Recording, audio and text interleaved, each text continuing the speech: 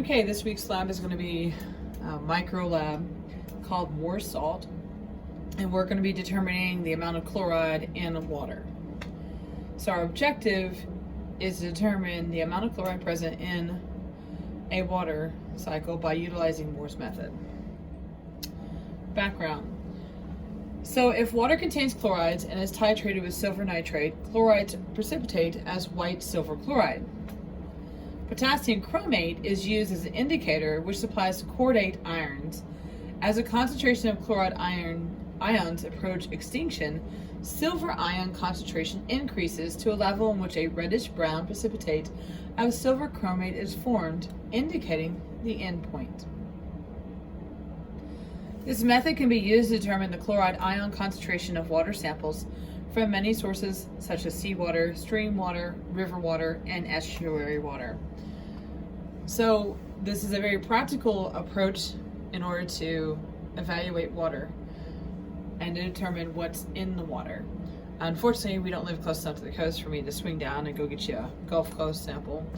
But if I have time, I'll swing by the lake or the river and pull out a water sample that you could also test to see what you're going to get on it.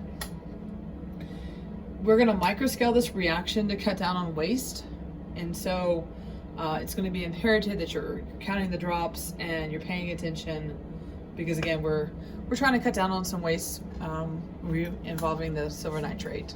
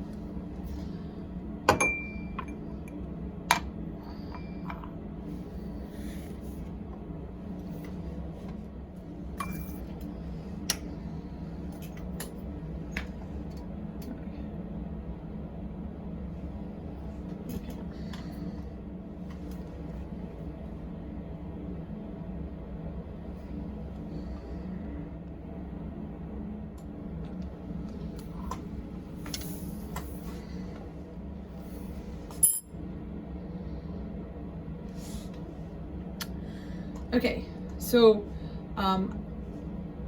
this is a little too red. When I was fitting the silver nitrate in, I bumped the pipette a little too hard at the very end, and I put too much silver nitrate in. So try to get a little bit lighter red than what I have here, because this is too dark. At this point, what you're going to be doing is you're going to obtain a graduated cylinder. We're going to place on the scale, and we need to try to figure out how much mass we have and then how much volume we have. Okay, so we're going to place the graduated cylinder on the scale. We're going to zero it out. Now, if you're really good, you can simply just pour this in here.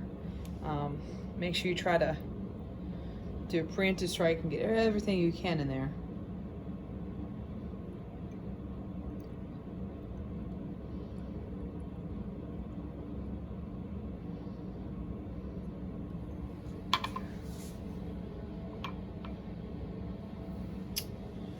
And then we get a 6.1, and then I'm going to measure my volume, which is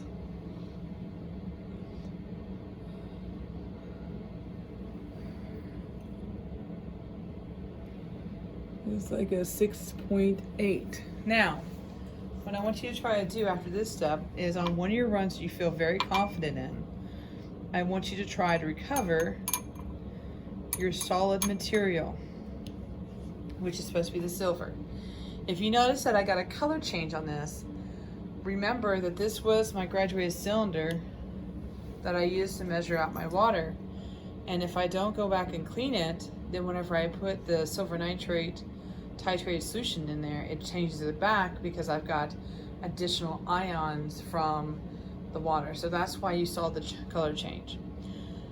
I would like y'all to do at least 3 runs on this, because I want you to see if you can get consistent data and see what you get for your measurements, and try to determine the amount of chlorine in the water samples. If we have more than one sample, then I would like you to do it for both samples.